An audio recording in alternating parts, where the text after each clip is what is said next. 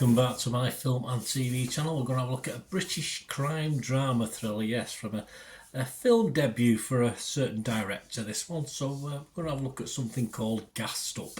Please, if you're new to the channel, push that subscribe button, push the bell notifications, everything film and TV, of course. Reviews like this, information vlogs, reviews of TV series, streaming series, all the channels, Paramount, Apple, Amazon Prime, Netflix, lots of Disney, all the stuff I can try and get hold of. Occasionally some I miss out on, but there's enough to be going on at, so please have a look through the channel, and you will see some stuff on my football team, Manchester City, as well. So if you've any interest in that, have a look at that. Or if you know someone who might be interested, if you're not, that'd be great if you can push them over to my side and get them to push those buttons and subscribe. Very grateful. Give us a like, guys, if you can as well. Makes an old film and TV watcher and football fan very happy when sometimes things make us down, don't they?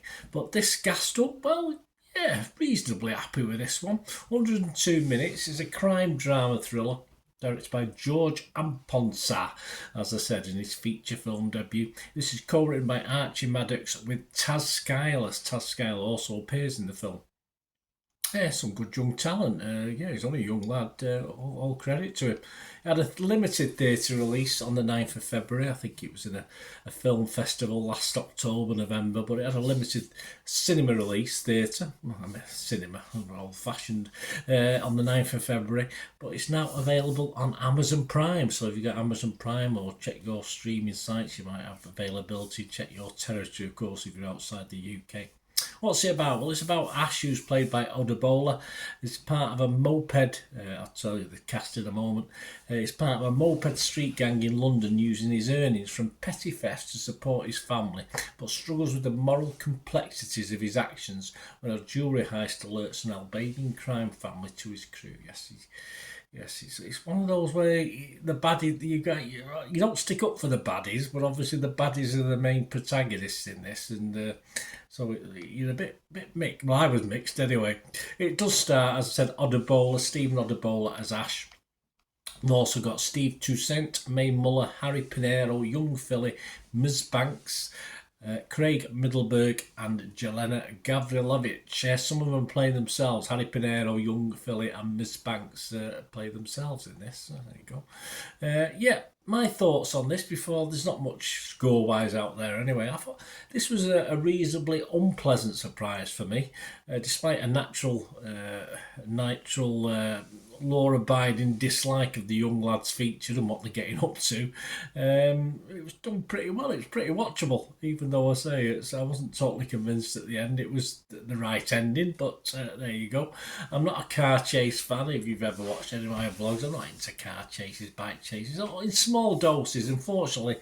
They are pretty small doses, and they're done very, very well in this. Of course, it's scooter scenes, isn't it, with this, and they weren't too drawn out, and I thought I quite liked them. Made a change from car chases in theory. Of course, you get the odd police motorbike and police car, but I liked them in this. I was all right. As I said, I'm not the biggest fan usually, but I quite liked them.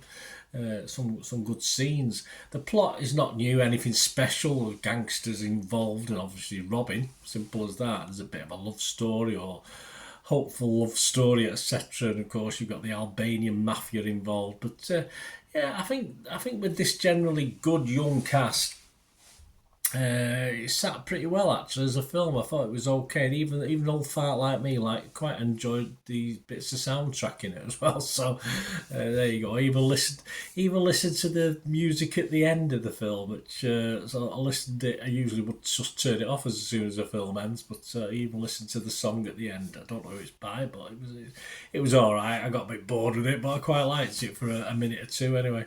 So there you go. This is okay. This is okay. I've seen some negative reviews on it about what it's a lack of acting ability, and the lead being a bit bland and not the most interesting. I think that's how he's playing it. I think he's done a good job, and I say a fairly young cast do a very, very good job in this.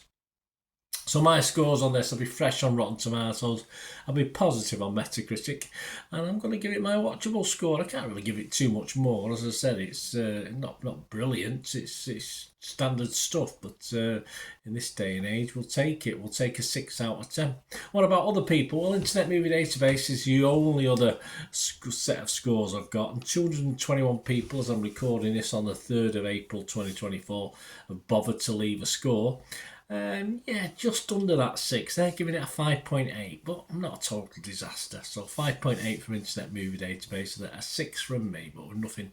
Rotten Tomatoes, no score, but I noticed the 3 critics that had left a review were all positive, so that's a good sign. So let me know, guys. You have a watch of it, see what you think. As I say, I don't like sticking up for the bad guys. I've never been into the Fast and Furious films, not my sort of cup of tea. But yeah, this lot, all right, okay. Perhaps didn't get as much of a comeuppance as I wanted at the end, but there you go. That's just law-abiding Bernard, I'm afraid, old fart Bernard. Thanks for watching, guys. Let me know your thoughts. It's great to hear from you. Till we meet again. Last one thing, don't I? Please stay safe, everyone. Bye for now.